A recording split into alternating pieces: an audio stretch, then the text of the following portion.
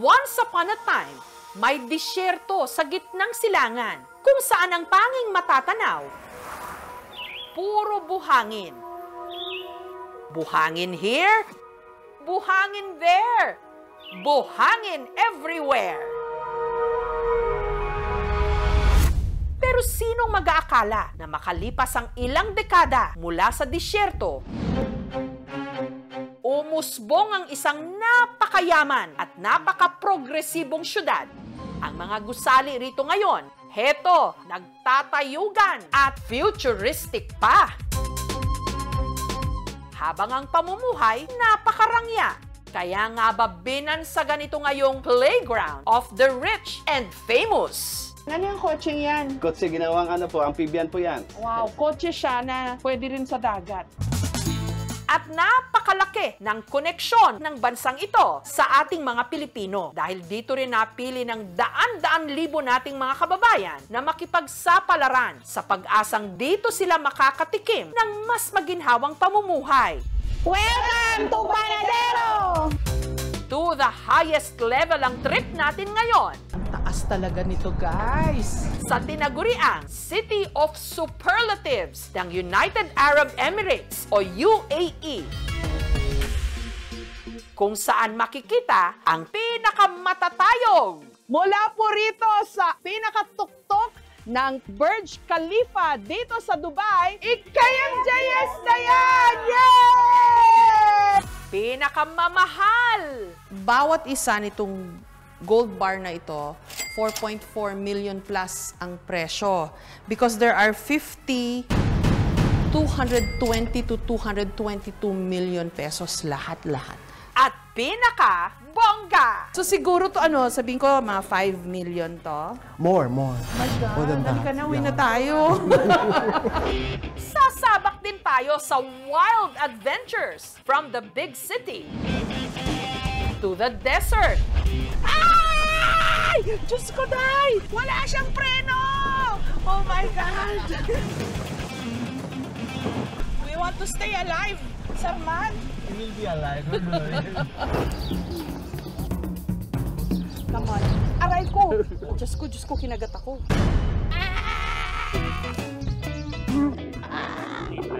Nakaka-nervyos ha. Medyo wild yata itong sa akin. Oh yeah, it's heart-shaped now. Kapuso. Yeah, kapuso mo, Jessica Soho. 2 hands. Ma'am, 2 hands daw. Okay. And lean back.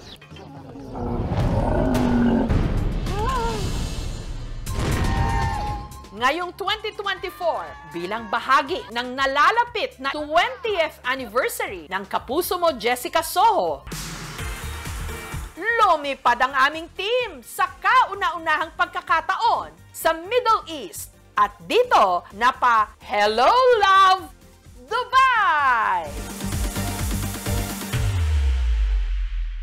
9 na oras mula Maynila, narating ng aming team ang isa sa mga city o emirate ng UAE, ang Dubai. Dito, aakalain mong nasa Pilipinas ka pa rin. Saan ka man kasi lumingon, may Pilipino. Ang first stop sa ating Dubai adventure, itinuturing na isa sa icons o simbolo nito. Ito lang naman kasi ang pinakamataas na building sa buong mundo. Ang walang kapares na 2,717 feet na Burj Khalifa.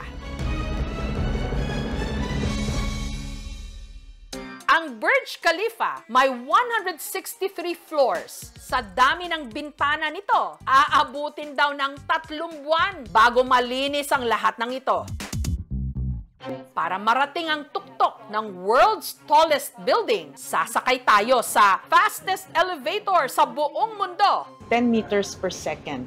So, hindi natin na malaya, nasa 62nd, 3, 4, 5 floor na tayo. Papap talaga yung tenga mo.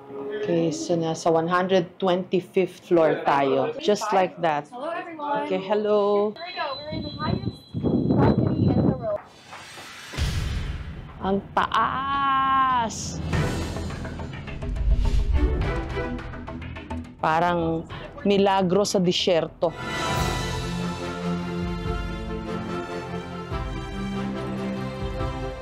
₱828 meters. 160 levels.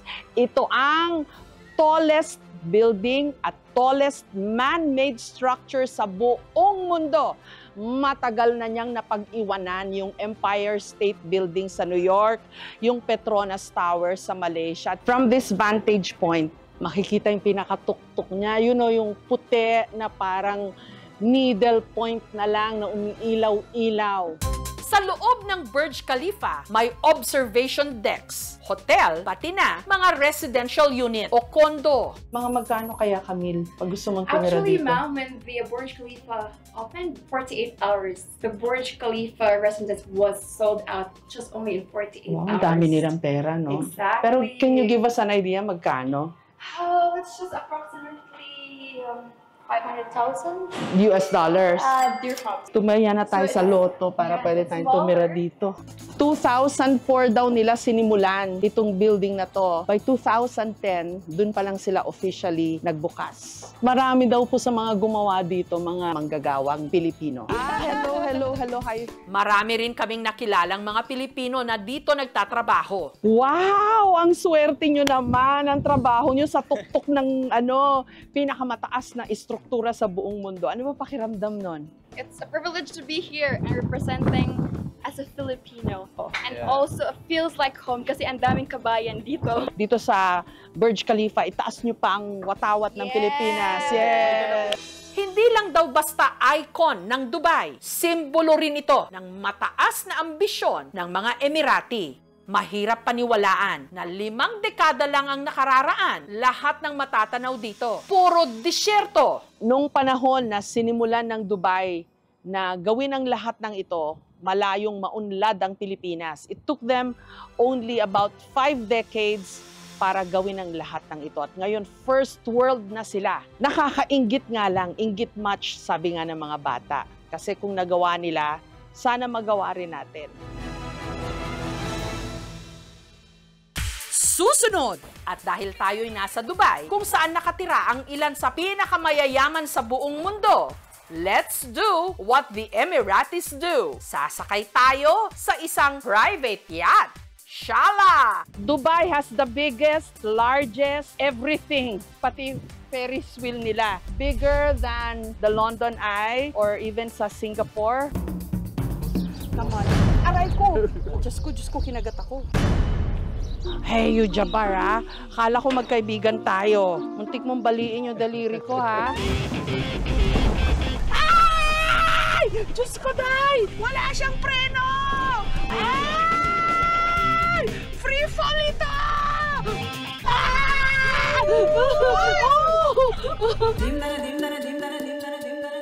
Bago narating ng Dubai, ang tinatamasang estado ngayon, isa lang itong maliit na fishing village. Noon, pangingisda o pagsisid ng perlas ang pangunahin nilang hanap buhay noon. Matindi at malupit ang kanilang klima. Pumapalo ng mahigit 50 degrees Celsius o higit pa kapag tag-init. Kaya naman ang pag-usbong ng isang futuristic na syudad sa gitna ng kawalan noon, itinuturing na urban miracle ng modernong panahon. Ang mga gusali rito, nakamamangha. Meron parang isang giant picture frame o ang tinatawag nilang Dubai frame.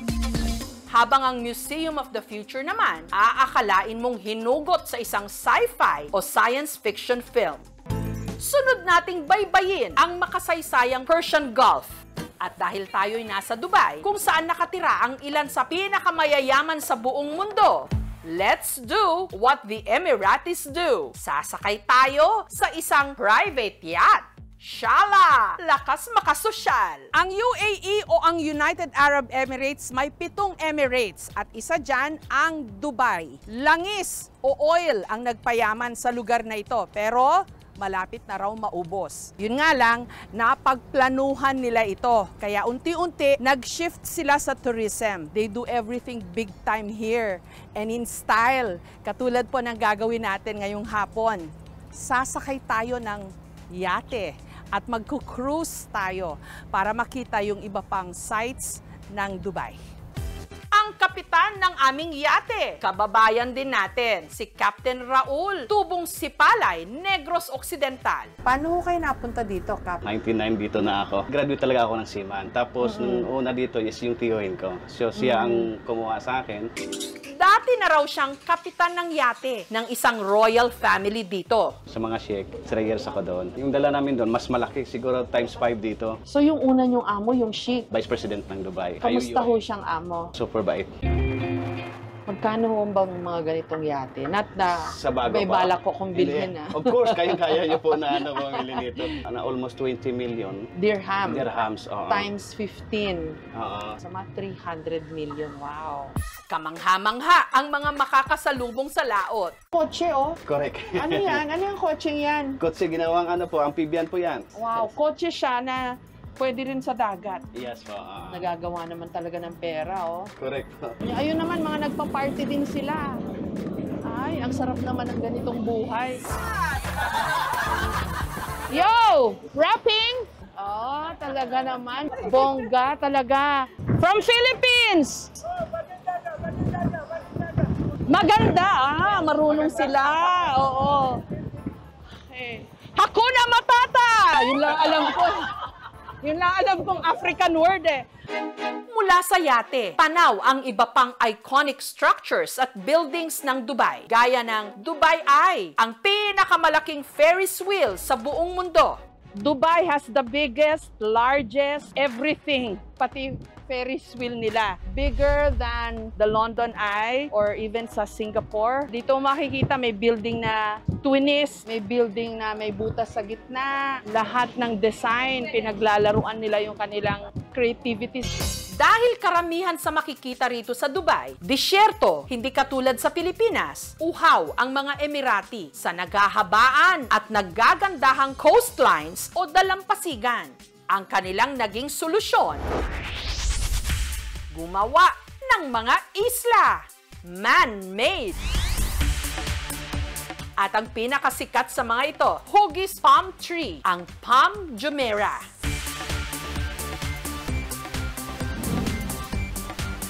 Papasok ko tayo sa may Palm Jumeirah.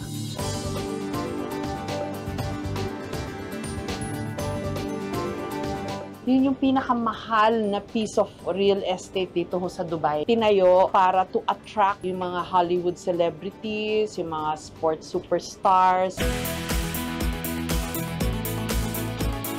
Big time, all the time. Walang small time dito.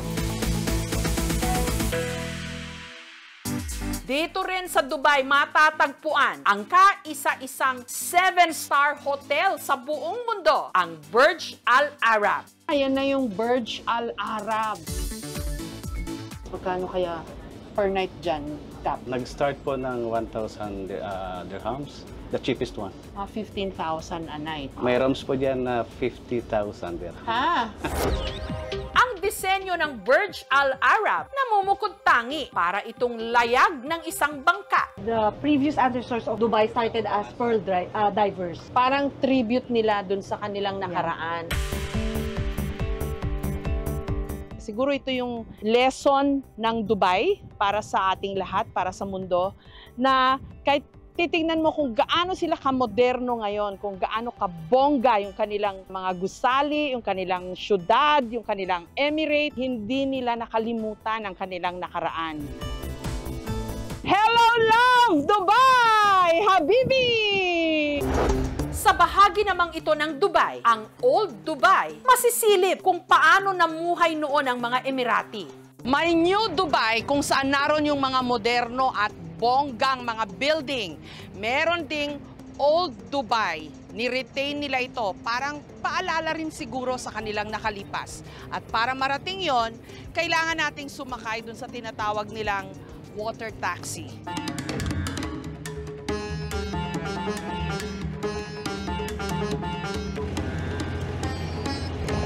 Ito yung itsura ng traditional na boats nila nung araw na ni-retain na nila ngayon for their water taxis. Narito na tayo sa bahagi ng tinatawag nilang Old Dubai. Narito yung mga souk. Ito, makikita yung mga bilihan ng textile, spices, At syempre, yung gustong-gustong iuwi ng mga Pilipino mula rito sa Dubai, gold. Yung mga Arabo kasi, mula pa nung unang panahon, kilala sila bilang traders. Narito tayo ngayon sa Old Baladia Street. Dito, masarap makipagtawaran.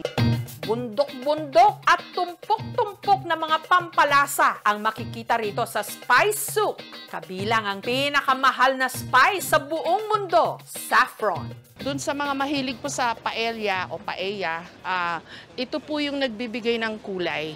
Mahal ito kasi nga, kukonti ang maaani nila for every hectare. Oh, that's the flour. How many flowers is that? More than 1,000 flower. Kaya siya mahal kasi isang hibla kada bulaklak. Ito equivalent to 1,000 flowers and 1 hectare of their plantation for saffron.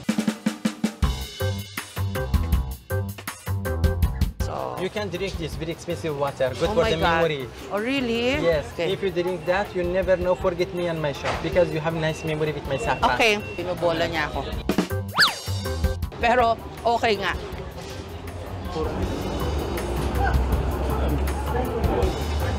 Very mild. And I give you a small present in the morning, chocolate dates and Okay. almonds. Oh my White and God. dark chocolate. Please, Oh. so you can try, please. You are such a bad person. You're offering me calories very early in the morning.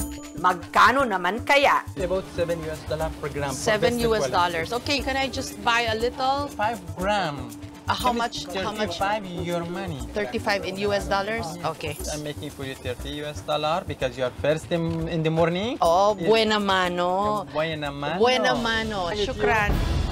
Siyempre, hindi makukumpleto ang ating Dubai adventure kung hindi tayo makakapasyal sa disyerto at makasama ang mga camel.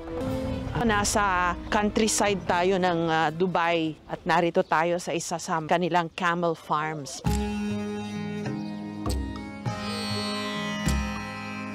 Wow, you have a nice place. This is really wonderful. You have 18 camels. Yeah. It's not for racing, it's not for eating, it's not just for petting. All our camels are very calm, they like people. Taong 2016, itinayo ang farm na ito para magsilbing tahanan ng mga camel. 2 taon mula nung ito'y itinatag, binuksan ito sa publiko. Ang namamahala ang Italianong si Luca. What is an Italian doing in Dubai racing camels? I moved here 10 years ago as a photographer, but with my girlfriend 2 years ago, we took this place. It was a farm that was already existing before. We decided to make it more beautiful and to create a real Emirati and Bedouin experience for tourists. Aba, nabigyan pa ako ng pagkakataon na pangalanan ng isa sa mga camel dito. What is his name? I don't know. You don't know? If he doesn't have a name, you can give it a name. Okay, now you are now Jessie, okay? Kasi wala ka pa raw pangalan, so ako na magpapangalan sa'yo. Jessie! You're Jessie from here on, okay? Oo, meron na akong camel dito. Hello, kinakain niya yung blouse ko. Okay, hi, sorry, wala akong dalang pagkain.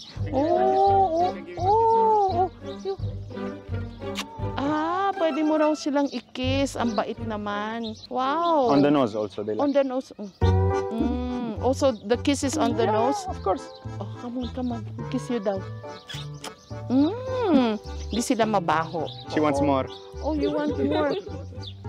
Oh, ang sweet mo naman. Ang mga camel, itinuturing na cultural heritage ng UAE. Status symbol din ang mga ito. Kung mas maraming camel na pagmamay-ari ang isang pamilya, ibig sabihin, mas mayaman sila. Pero alam nyo ba kung ano ang laman ng mga umbok sa hump ng camel? Hindi pala nila ito imbakan ng tubig, kundi ng fat o taba. Kaya kahit mahabang paglalakbay sa disyerto, kaya nila. If they go in the desert for 2-3 weeks without food or water, they can still take the nutrition from the hump. Here they don't have big humps because we feed them every day, so they don't really need to accumulate fat. Oh, so that's how it goes. If you feed them enough, they will not grow their hump so big. Yes, Yeah? because for them it's an excessive weight. It's like a runner. It doesn't have many muscles because it needs to be light. You fold it, yeah? Dito sa farm, pwede mong maranasang magpakain ng camel. More and more and more.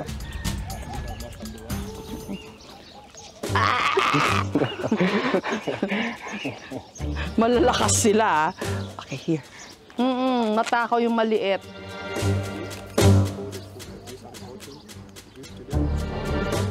Is this edible for humans too or it's just for animals? It's not poisonous, yeah? No. Let me taste one leaf. Tikman natin.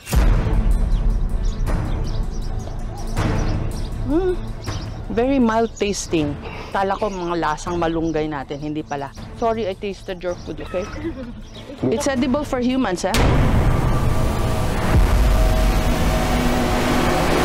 Yeah, for sure. For sure. If it is something dangerous, we cannot give it to the animals. Buhay pa naman ako. Na-curious lang ako kaya tinikman ko. Here you go. And look, he's still hungry, ah. Oh, yeah. Ang teknik daw sa pagpapakain sa mga camel, dapat hinahawakan ng mahigpit ang damo sa bandang dulo. Kaso, huli na nung nalaman ko. Aray ko! Diyos ko, kinagat ako. They're trying to grab the food, you know. Yeah. Their teeth are not sharp, No, yeah? camels, they don't easily harm people with their teeth because they don't have complete teeth. Hey, you Jabbar, ha? Kala ko magkaibigan tayo. Muntik mong baliin yung daliri ko, ha? Masakit yung kinagat niya sa akin, ha? I think they're having a nice time with you, you know. Aray ko! Diyos ko, kinagat ako. How do you ride a camel?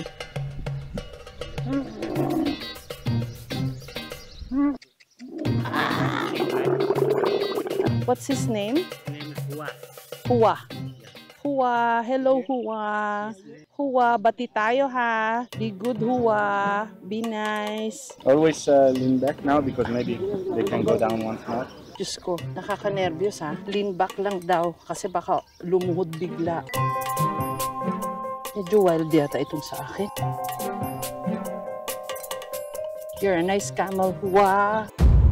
Ngayon ko lang masusubukan kung paano maglakbay sa disyerto sa kanilang likuran. Aba, ang aming guide na si Omar, tila nag-e-exhibition pa.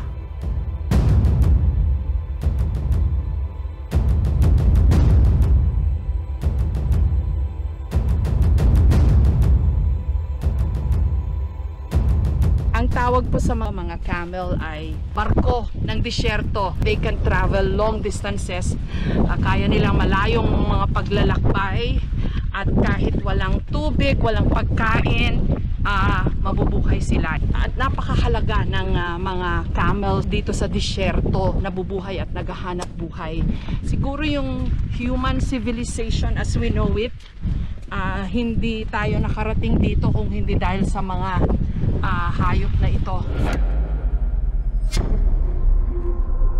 Masakit sa puwet, sa lower back.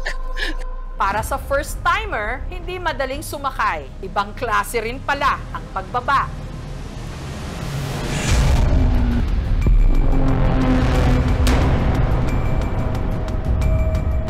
Muntik na akong mahulog. Mabuti na lang at nasalo ako ni Samson.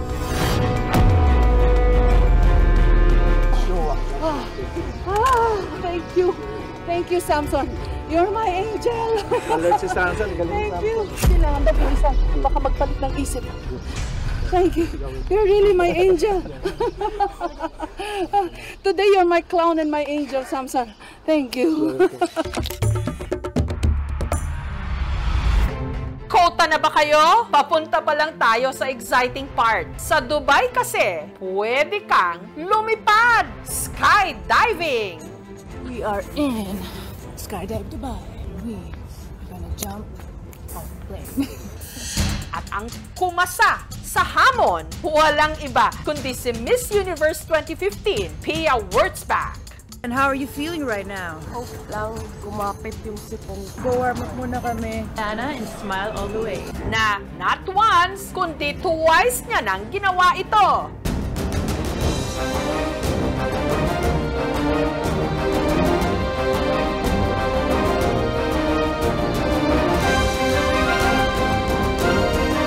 Flying. I have a fear of heights, but with family here, you can conquer your fear. So I'm really happy to be doing this with them. What an experience.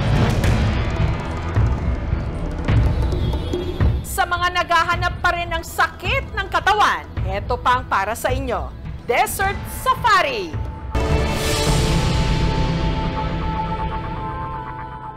Sakay ng mga 4x4.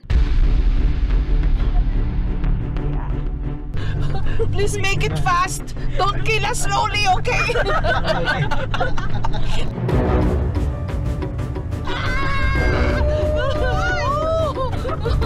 Ay! Diyos ko, day!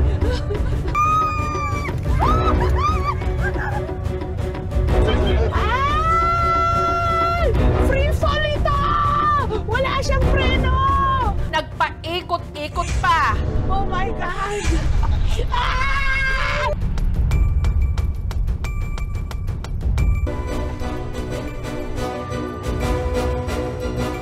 Matapos ang halos isang oras na biyahe sa disyerto, saktong palubog na ang araw. Pero nagsisimula pa lang ang gabi. Akalain mo, sa gitna ng disyerto, may mga party-party!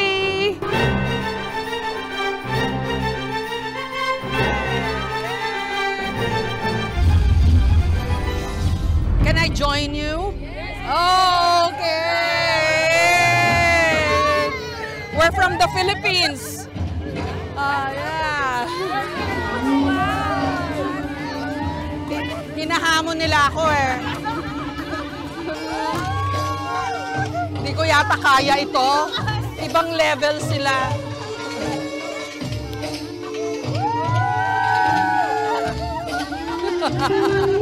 May ilang mga disyerto na rin po akong nakita pero sa malayuan. Itong disyerto ng Dubai, ang unang disyerto na natapakan ko, na-experience what it's like to be on the sand. Totoo pala yung mga nabasa ko, mga nabanggit na ikwento na ang ganda ng disyerto. At pag nakita mo to, alam mong may Diyos na lumikha. Kasi kahit kawalan ito, ang ganda pa rin niya. Mula sa kawalan na ito dito sa Dubai, may umusbong na katulad ng Dubai, parang milagro sa disyerto.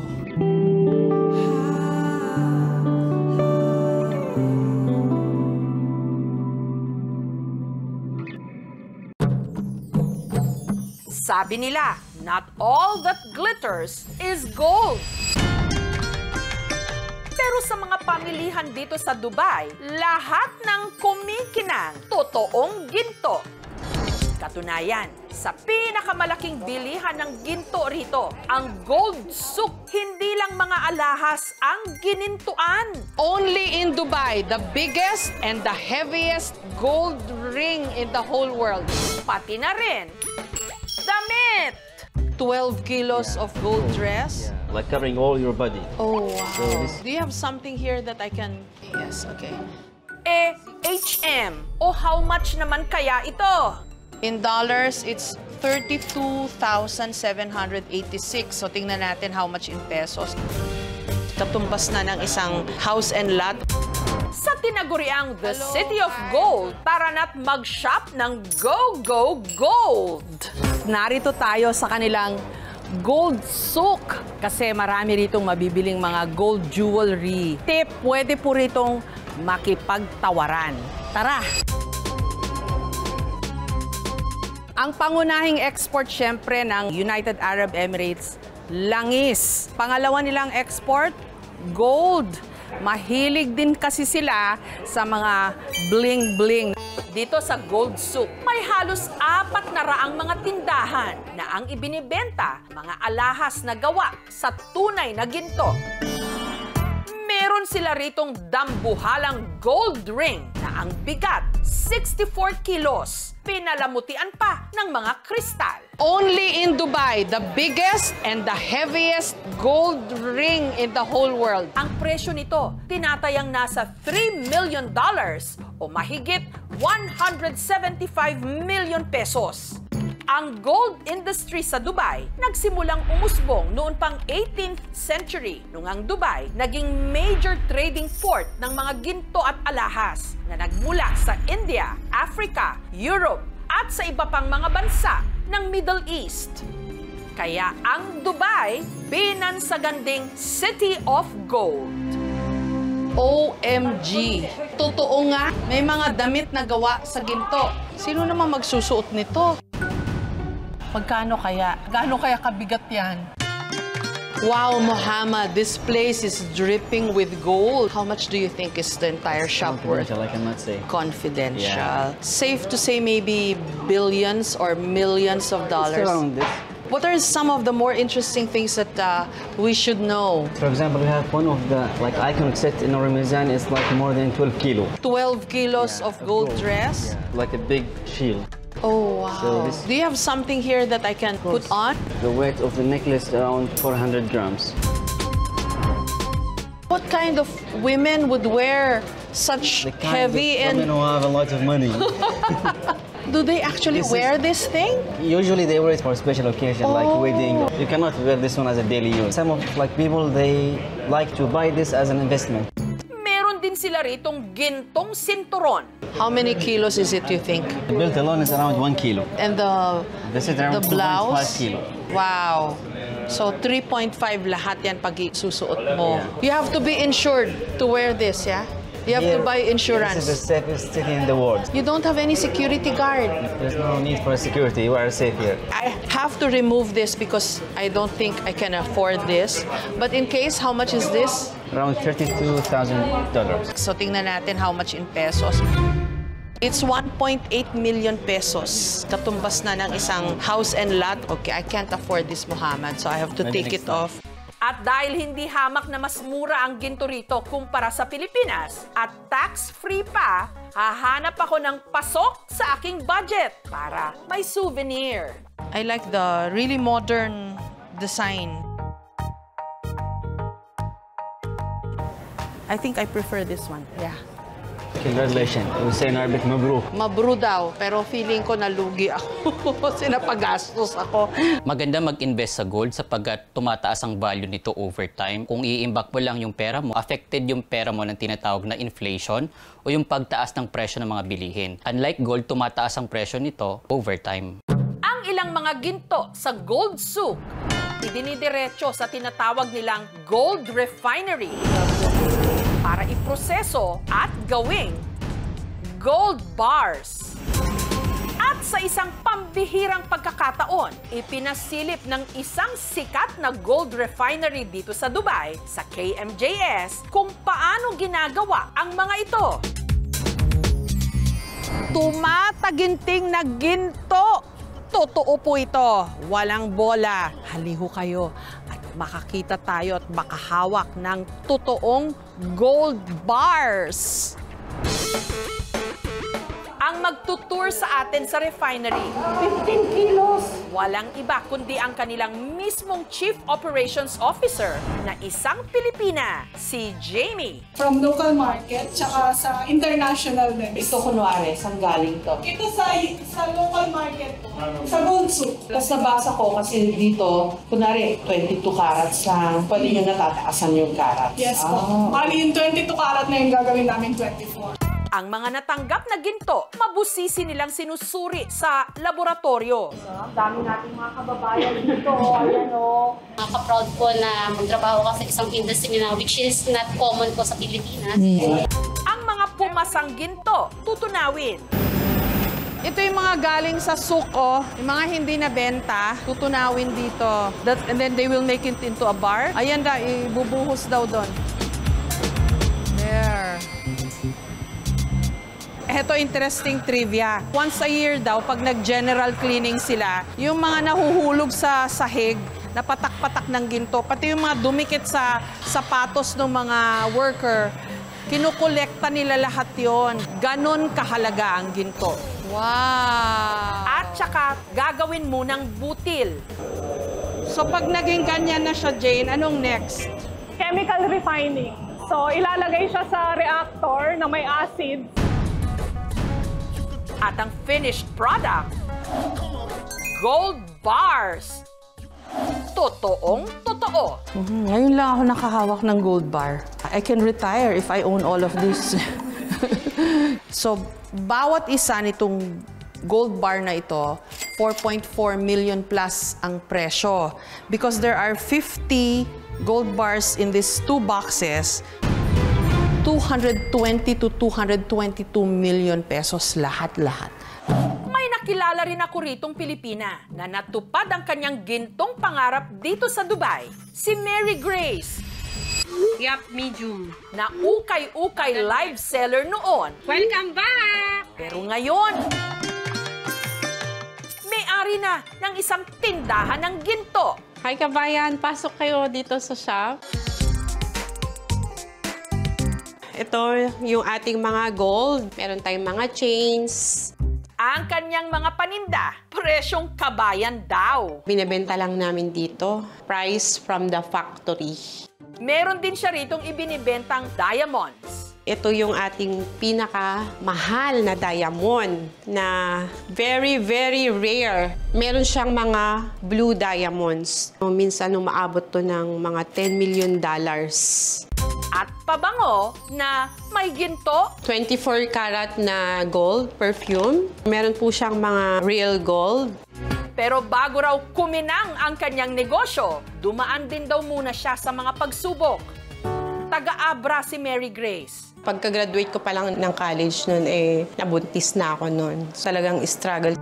Para may pantustos sa mga anak na mag-isa raw niyang itinaguyod, taong 2009, nakipagsapalaran siya dito sa Middle East. My first job dito sa Dubai ay sa travel agency. Kalaunan, nahulog ang kanyang loob sa isang banyaga at sila'y ikinasal. Nag-full-time lang ako, housewife. Kaya nag-isip ako kung paano ako magkaroon ng income. Large po ito, large! Hanggang pinasok niya ang pagla-live selling ng ukay-ukay taong 2016. 5 lang to, ang ganda. Ako lang yun mag-isa noon sa loob lang ng aking kwarto. Hindi ko na siya namalayan, dumami na yung aking mga paninda. Kumita man siya ng sariling pera, hindi pa rin daw naging madali para kay Mary Grace ang buhay abroad, lalo na't malayo siya sa dalawa niyang anak sa una niyang kinasama. Pinaka-regrets ko nga hindi ako nakauwi nung graduation. Yun siguro yung struggle naman dito ng mga OFW. Ganun. May sling po siya. Para makalimot sa lungkot, tumutok si Mary Grace sa pagninegosyo. Nagtanong yung mga customer namin kung may mga gold. So, nagkaroon ako ng idea, okay, why not magdagdag ng gold?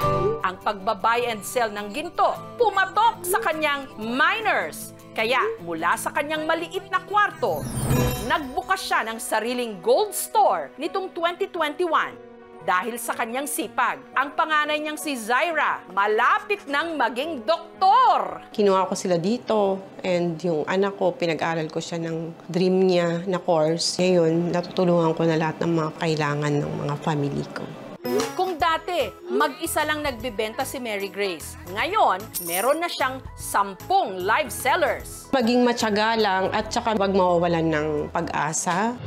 Hindi lang mga alahas ang kumikinang dito sa Dubai, pati na ang puso at kwento rito ng mga nagsisikap nating kababayan. Iyon ang ginto. Ito ang talagang hindi pangkaraniwan. Meron palang Pakistani na ang tatas magtagalog at nagdadrive siya ng taxi. At ang tawag niya sa kanyang sarili, si Taxi Pabebe. Siya si Biradar, Pakistani national, na mahigit 2 dekada nang nagtatrabahong driver dito. Magandang umaga. Magandang umaga sa'yo.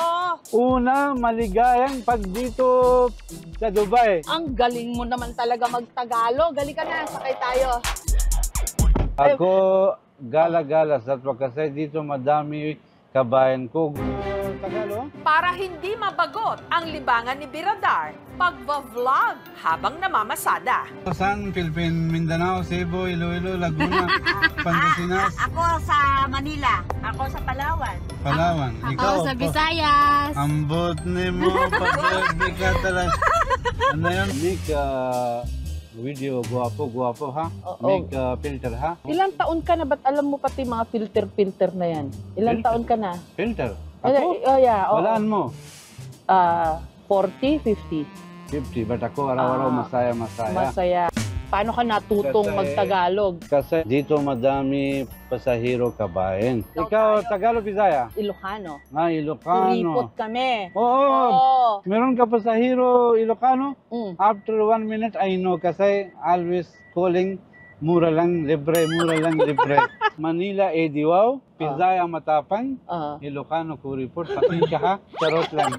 Bakit gusto mong mga Pilipino? Kasi kabayan, sobra friendly. Tsaka bungis-ngis. Oo, Alam mo yung bungis-ngis, Wala ang masaya. masunod. Lahat kibigan and friendly. Kaya pala ko gusto ko kabayan. Kumusta ikaw? Kumusta buhay? Mabuti. Hanggang sa ginawa na rin niyang content ang pagsasalita ng ating lengguwahe. Bakit tawag sa'yo pa, bebe? Dati isa may pasahero give me one funny word. Then he tell me when you have pasahero babae, you tell to her pabebe ka. She galit, then you tell to her charot lang. So after that, I like this word pabebe. Put my name taxi pabebe. Lahat pasahero talking about you, Jessica mabait, nakita kita. Ngayon ako sobra masaya. Hindi mo ako binobola? Ay nako, ako sobrang mabait. Ako hindi sinunali. Mag-isa lang na namumuhay dito sa Dubai si Biradar. Ilan anak mo? 6. Pero yung kita, okay naman kita mo rito? Dito wala sahod, commission lang. Okay naman, nabubuhay mo Okay naman lang, okay. yung pamilya mo. Thank God. Kasi meron ka trabaho. Si Biradar ayaw papaawat. Bago niya kasi ako i-drop off, nagpasample pa si Taxi Pabebe ng alam niyang Filipino song. May tatlong baby akong nakita, mapayat, mataba, pero gusto ko isang likod, kwak, kwak, kwak. Ay nako, ako sobrang madala. May pasahero kabayan. Mula po rito sa Dubai, kasama ko ho si Taxi Pabebe, IKMJS9! IKMJS9! Follow Jessica ko. Dito sa UAE guys, bihira lang umulan. Ang buhay ng mga kababayan natin abroad. Ngayon, madali na nating nasisilip sa pamagitan ng kanilang vlog. Hello everybody, this is Rachel. Kagaya ng vlogger na si Rachel na 2 taon nang narito. Siguro pag nakakuha ko ng isang ganito, tapos umuwi ako ng Pilipinas, milyonaryo ako. Tubong bungabong Oriental Mindoro si Rachel. Isang certified bukonera. Basta kaya. Katunayan, ang dingding ng bahay nila sa Bungabong nabalot ng daan-daang mga sash na napanalunan niya mula sa mga beauty pageant. Bawat corona, inaalay niya sa kanyang #1 na taga-suporta, ang kanyang Tatay Santo. Sobrang proud na proud siya, kaya hindi ko siya makakalimutan. Pero nitong 2021, si Tatay Santo namatay dahil sa lung cancer. Nag-ibang bansa ako, nagtrabaho po ako as waiter sa isang restaurant dito. Luckily, nakita nila yung potential na pwede pala akong maging isang content creator. So guys, that's it for today's video. Thank you so much for watching! Pero hindi lahat ng sumusugal dito sa Dubai may magandang karanasan. Gaya na lang ng nakilala namin dito na itago natin sa pangalang Charles. Nasabi sa akin na safe daw ang Dubai eh. Safe po siya, pero meron naman pong mga ibang cases po dito. May mga pinapatay din po dito, may mga ganun. Pero hindi po nababalita. Ang ilan kasi sa ating mga lalaking kababayan dito, katulad ni Charles, mainit daw sa mata ng ibang mga banyaga. Pag nakita po nila na maayos ka, malinis ka tignan, wala kang balbas, habol-habulin ka po ng mga ibang lahi po dito. Hindi yung mga locals. Hindi po. Catcalling po talaga dito madalas. At ang iba sa kanila, nagiging biktima ng sexual harassment. Pauwi na po ako. May sumusunod na po sa akin.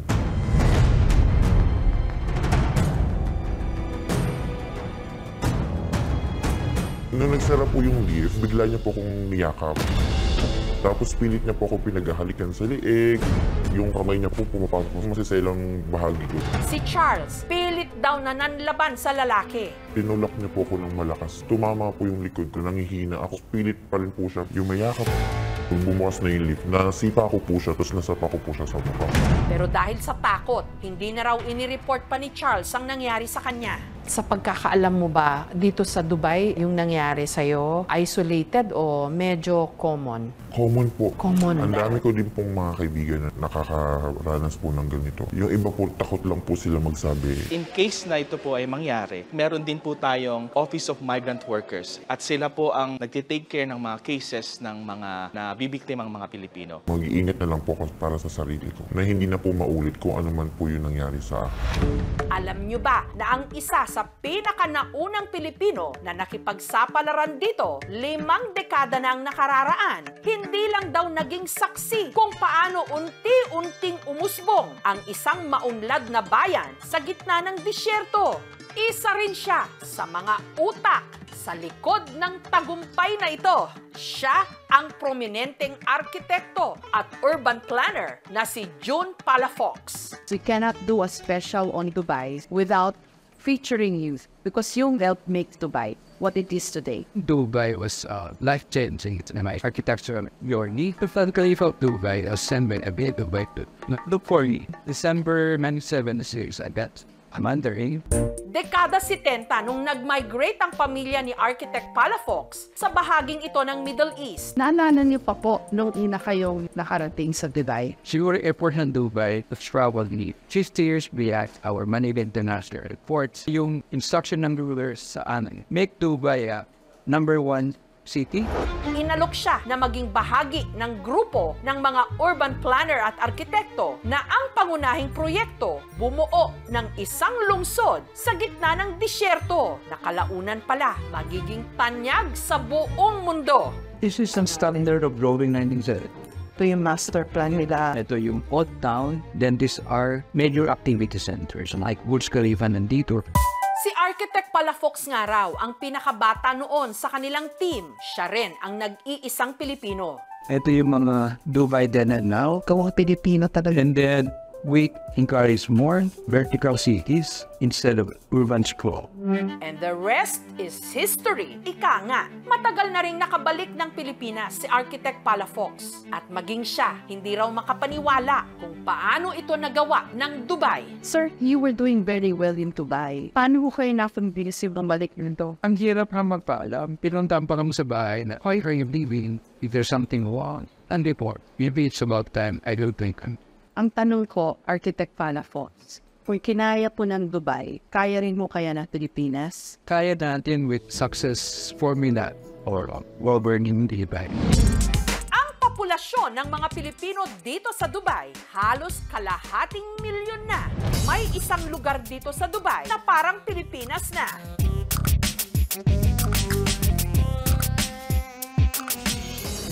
Mula sa sentro ng Dubai, bumiyahe ang aming team ng halos 30 kilometers patungo sa itinuturing na home away from home ng marami nating mga kababayang narito, ang Al Satwa.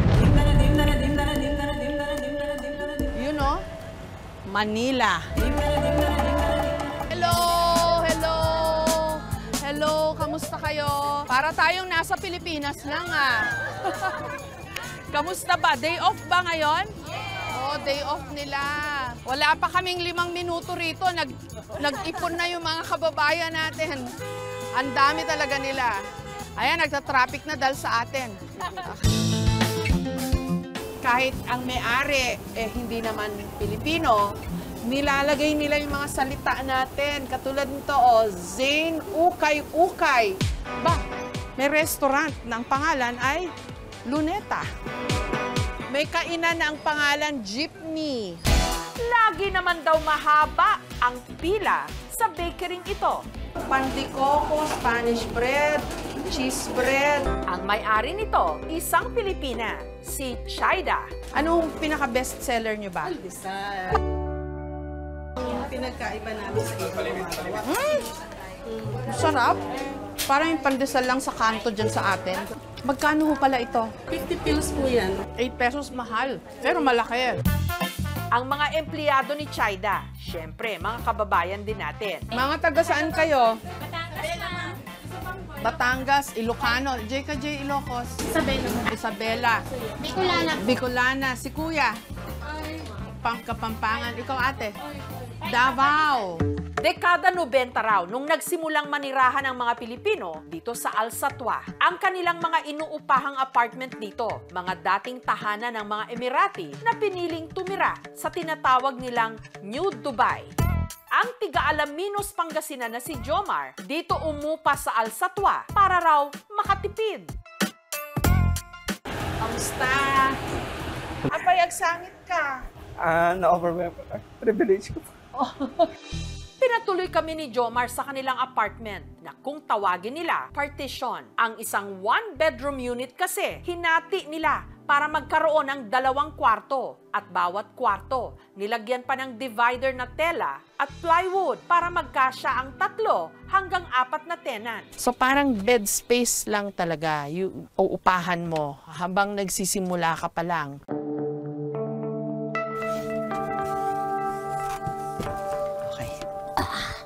Sige. Okay. Magkano ang upa sa ganitong space? Sa taas po, 600. 600 dirham. 600, yes. Maabot po yun ng 9,000 to 10,000 po. So bawat space po dito may kurtina. Opo. Yun yung nagbibigay sa kanila ng konting privacy. Maayos naman yung CR nila. Ang problema, mainit lagi yung tubig nila. Balcony sila. Limoni, ma'am. Dito po kami nagtatatambay. At sampayan. Kasi ito nahahanginan ka. Yes po. Bago nakipagsapalaran sa Dubai, 11 years munang nagturo si Jomar sa isang private high school sa Pangasinan. Bakit ka napadpad ng Dubai? Sa hirap po ng buhay, since na may edad na po yung mga magulang ko, may pinapaharal po akong kapatid. Kailangan ko pong makipagsapalaran po. Pwede bang malaman magkano ang sweldo mo dito? Ma'am, bali ang sweldo ko po, ma'am, is 2,400 dirhams po. Tapos 600 po dito ay nababawas papunta bayad sa bahay po. Yung natitira pong 1,800, 1,600 po doon ay naipapadala ko po sa Pilipinas. So magkano na lang natira sa'yo?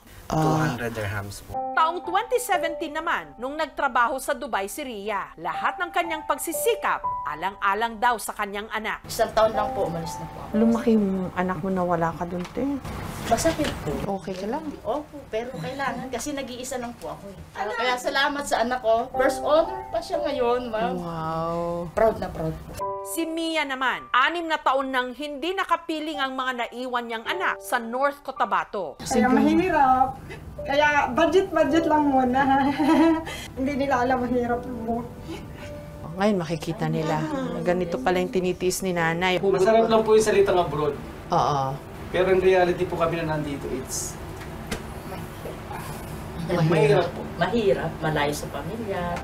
Tunay ngang ang Pilipinas nasa puso. Kasay kabahin, sobra friendly. Kaya kahit saan man tayo mapadpad, dadalhin natin doon ang ating bayan. Para tayong nasa Pilipinas lang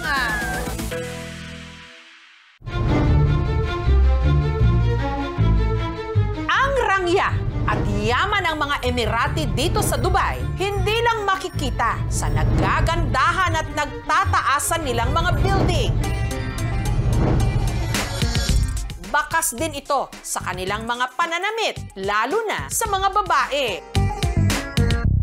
At ang isa sa mga in-demand na fashion designer dito sa Dubai na ang mga suki mula lang naman sa mga royal family ng Middle East. At bigating international celebrities, walang iba kundi ang kababayan nating si M5 Michael Cinco. Pwede ba namin makita kung ano itsura mo pag walang glasses? Ang tanong, how much? More. Oh my God, halika na, uwi na tayo. Nakakatuwa makita yung kanyang pangalan, no? Michael Cinco, Dubai. Michael Cinco, thank you ha. Nagpapa-interview ka uli sa akin. It's an honor for me to be with you again.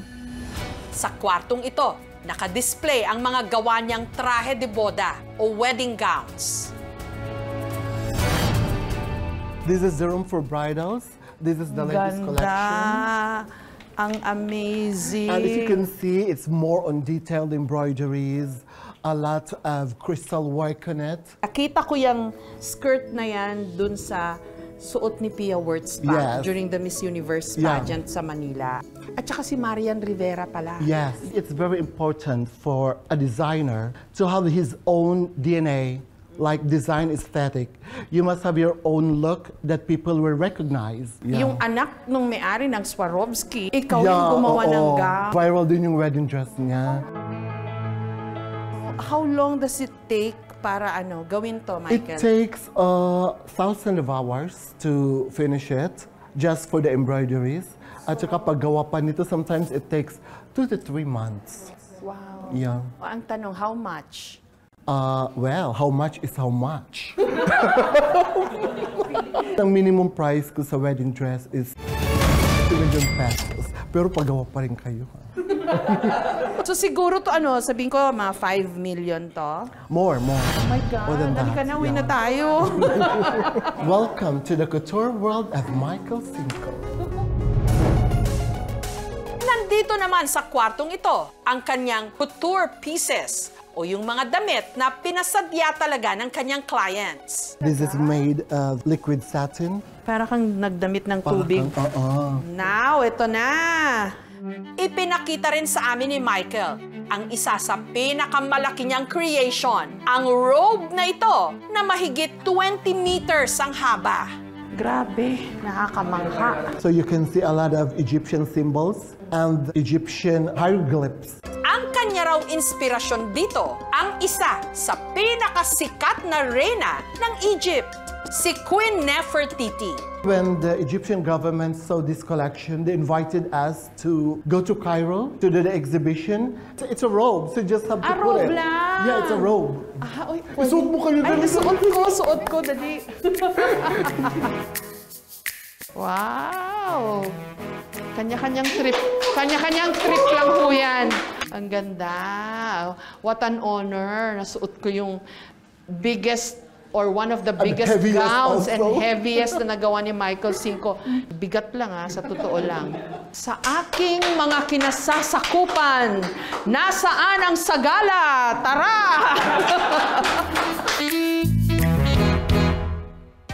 At nandito na lang din tayo. Hindi ko pinalagpas ang pagkakataon na magpagawa kay Michael ng sarili kong Michael Cinco piece. Bigyan ako ng award dito sa Dubai. So, nagpagawa ako ng jacket lang over my dress. I-fit ko ngayon. Kinakabahan lang ako magkano kaya. Very classy. Ang ganda. O parang malaki masyadong sleeves. Liitan siguro konti. Parang lumit ka, ha? Umayat daw ako, sabi ni Michael Cinco.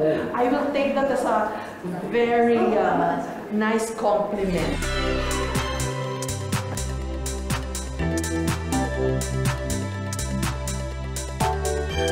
What are the chances in one frame, Michael Cinco and Ezra? Anong meron ang Dubai na nandito kayong dalawa? We used to work as an in-house designer before we established our own business. Wow. You can create whatever you want, and there's no limit with the budget. When I arrived here, I'm victim of discrimination. But you know what's my secret? Ano? I kill them with my talent and kindness. Yeah, kasi ang Pilipino adaptable. Marami na ngang nabihisang malalaking pangalan si Michael. Mula nung una ko siyang nakapanayam, taong 2011. It was my first TV exposure. Talaga? Yes. Wow. What an honor na kami yung nag-introduce sa'yo sa Philippine TV. Honor. Konting throwback lang tayo, Michael. Kwento mo naman yung iyong stint o yung iyong break na nakuha sa America's Top Model. Oh my God. This was my first ever interview. And I'm so proud and I'm very grateful na ikaw yung It's my honor, Michael. Ang nagstay sa akin na sinabi mo nung na-interview kita. When I was a kid, very ambitious. And mahilig ako managinip ng mga bagay ng gising. Ang feeling ko sa window na yun is French window. Yung dagat naman ng summer, ang ini-imagine ko is French Riviera. You know, sometimes when you grow up to a place na it's not really as grand as beautiful as I imagined. So your imagination run in wild abandon. became creative without the resources. You make your own dreams. Dito sa Catbalogan, Samar, namulat sa simpleng pamumuhay si Michael. Panlima, sa 8 magkakapatid. Nung mga bata kami, wala kaming electric fan. Meron lang kaming ilaw. Lagi lang po kami naglalakad pag pumapasok sa eskwela. Wala kaming sariling bahay.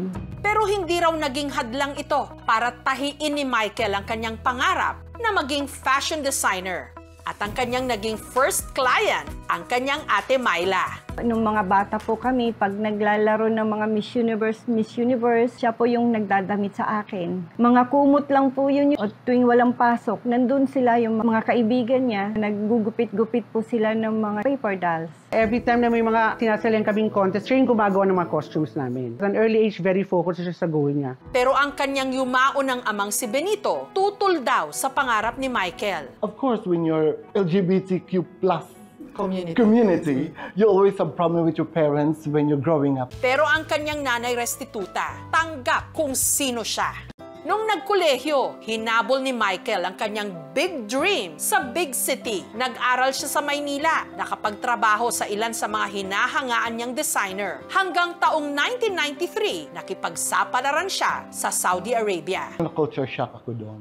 But being Filipino, I easily adapt to the culture. Pero ang kanyang big break nangyari nung lumipat siya sa Dubai taong 1997. I was assistant designer of one of the biggest fashion houses here in Dubai. And the first client that they gave me at that time was one of the royal families. Luckily, they like it. Dahil sa kanyang pagsisikap, ang pamilya ni Michael sa Samar hindi na ngayon nagsisiksikan sa kanilang tahanan. Pinatayuan kasi sila ni Michael ng mansyon na ang disenyo parang White House sa Amerika.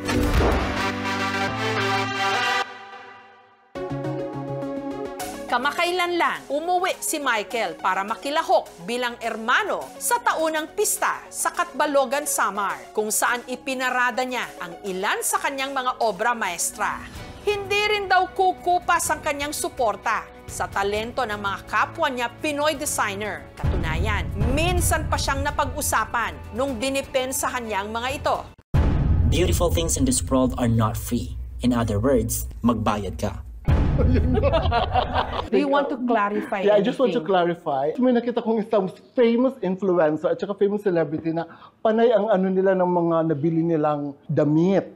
So sabi ko, bakit itong mga celebrities at saka famous influencers, panay ang ano nila, pasikat nila. Pero bakit pag sa mga Filipino designers, parang ayaw nila magbayad? So the point was, hindi ka naiinis dun sa mga nagpapalibre. Yes. Ang naiinis ka na tinatangkilik nila yung mga foreign. That's true. It's okay, libre, if it's the Filipino designer who really wants to dress them up. I think you have to value the craftsmanship and the time of the Filipino designers. Hindi ko rin pinalagpas na itanong ang nasa isip ng marami sa atin. Bakit ka nakalagi daw naka-shades? I'm a very shy person. Pag maraming tao, pag nakita kanila ang laki-laki ng salamin mo, so hindi sila makatawad. Kasi pagdating mo pa lang, walang tawad-tawad dito, madam. So, bawal tumawad. Actually, the real reason, I think in 14 years ago, talagang I had a very severe vertigo attack na akala ko mamamatay na ako. Sabi ng doctor ko na huwag ka daw masyadong ano sa mga maliwanag. Pwede ba namin makita kung ano itsura mo pag walang glasses? For how much? Hindi namin kaya yata.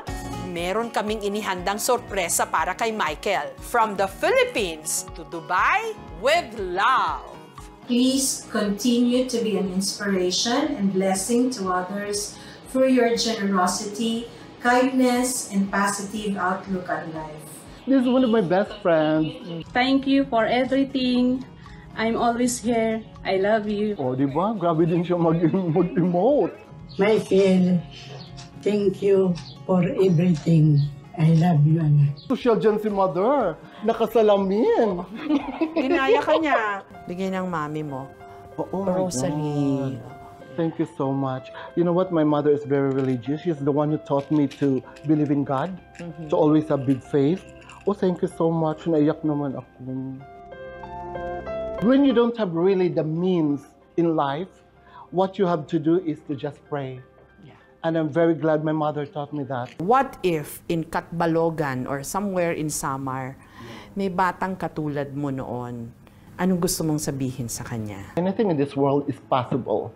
Kahit saan ka galing, if you believe that you can make all your dreams come true, if you work hard, then dreams will happen. To dream your impalpable dream. Thank you, Michael. Maraming salamat. It's always a pleasure. It's really an honor for me to be interviewed again, and I'm so blessed because you're the first ever who trusted me. You're the first show who ever interviewed me when I was still unknown at that time. Kasi deserve Because mo naman of yun. you. Watawat ng Pilipinas, so much. minawagayway mo. Hindi na lang dito sa Dubai, kahit na sa Amerika, sa Hollywood. Proud Always of you. proud to be Filipino. Yes.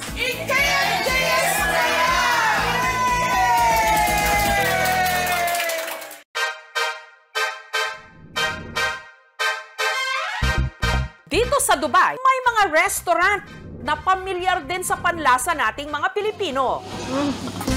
Mga Korean barbecue restaurant o samgyupsal. Grabe, ibang klase. Malasang-malasa talaga. Isa sa mga dinarayo rito, pag-aari ng isang Pilipino. Pasok po tayo! Ang tubong Las Piñas City na si Jennifer. Ang bumubusog ngayon sa mga taga-Dubai, sinong mag-aakala na nooy walang-wala. Ang restaurant owner kasi ngayon na si Jennifer, dati pa lang basurera. At the age of 5 years old, nagbabasura kami bago pumasok sa school. Yun yung aming kinabubuhay. Paanong mula sa pagiging basurera, kumikita na si Jennifer ngayon ng humigit kumulang 16 million pesos kada buwan? Sa kwento ng namumulot noon ng basura, tsak may mapupulot tayo.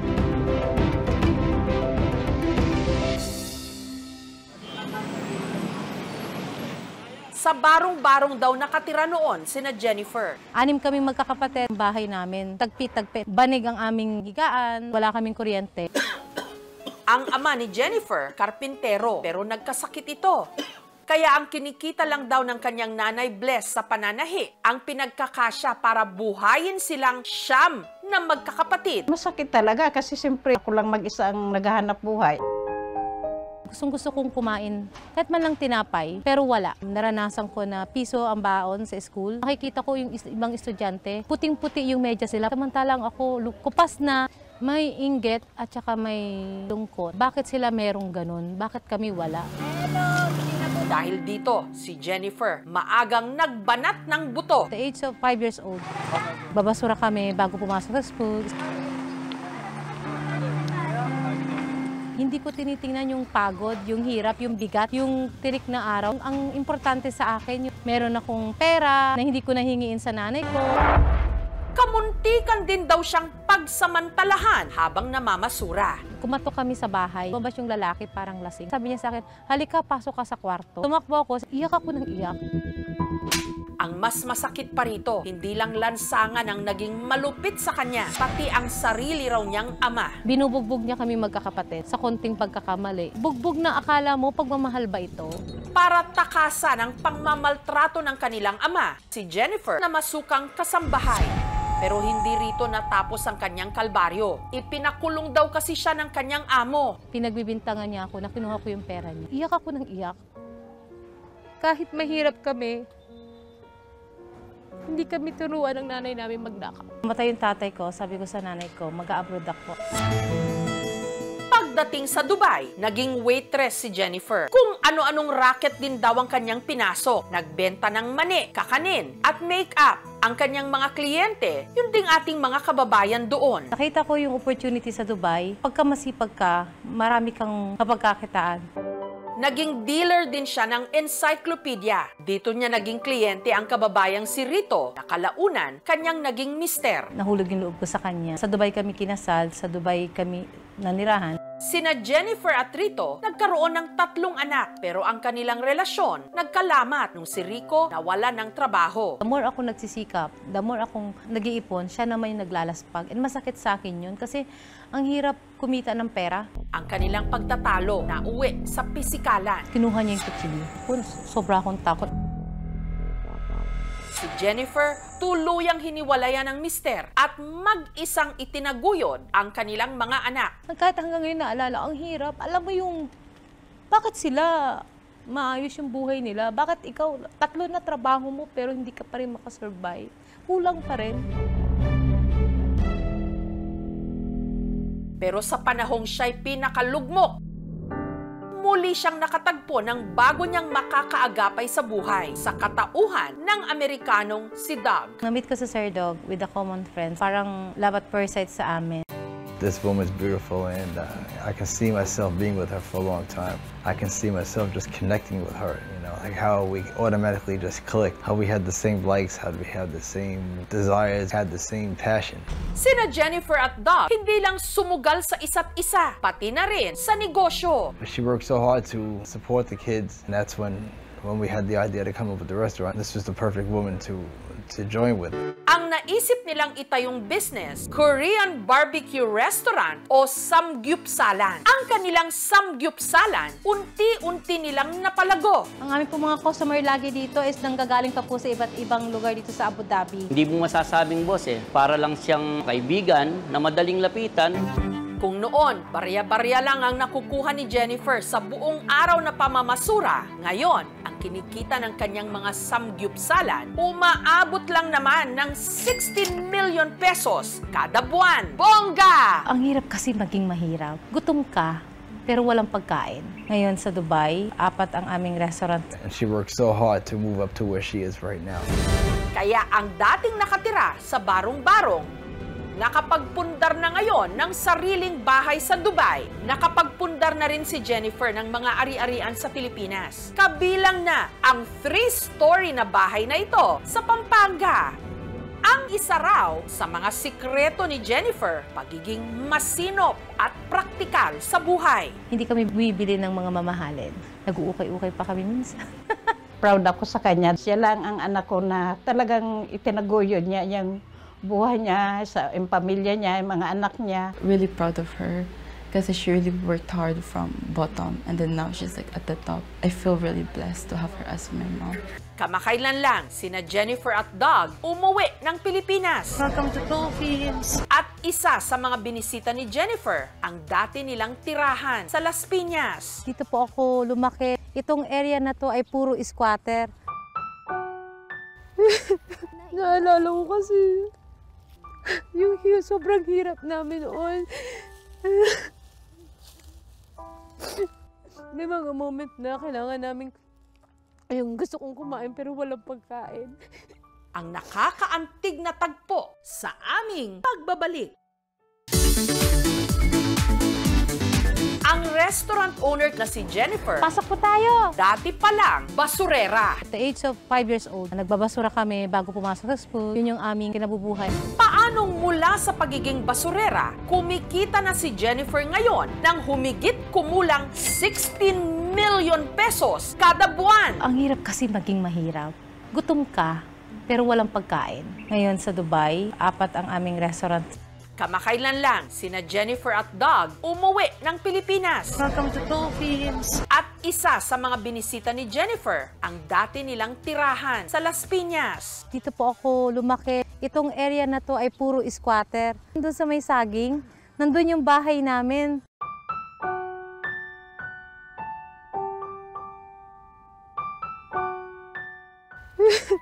Naalala ko kasi yung sobrang hirap namin noon. May mga moment na kailangan namin, ayun, gusto kong kumain pero walang pagkain.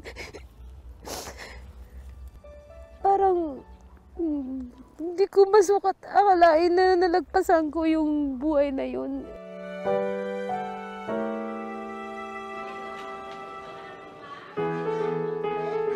Si Jennifer, na dati wala halos makain, ang siya namang nagpamerienda ngayon sa mga bata sa lugar.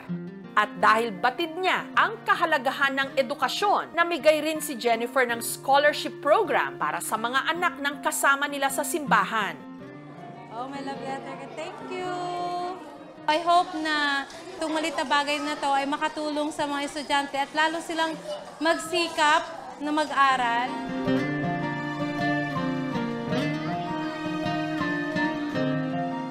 Maraming salamat po dahil isa po ako sa nagbili nyo. Mag-aaral po ako ng mabuti para po mapagtan ko po ang inyong mabuting loob.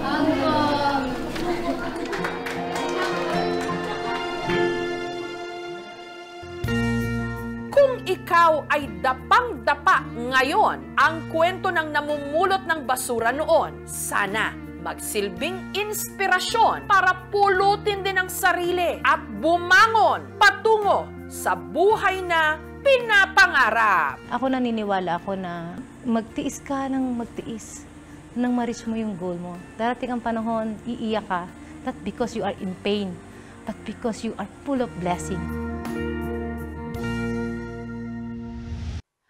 Thank you for watching, mga kapuso. Kung nagustuhan niyo po ang videong ito, subscribe na sa GMA Public Affairs YouTube channel. And don't forget to hit the bell button for our latest updates.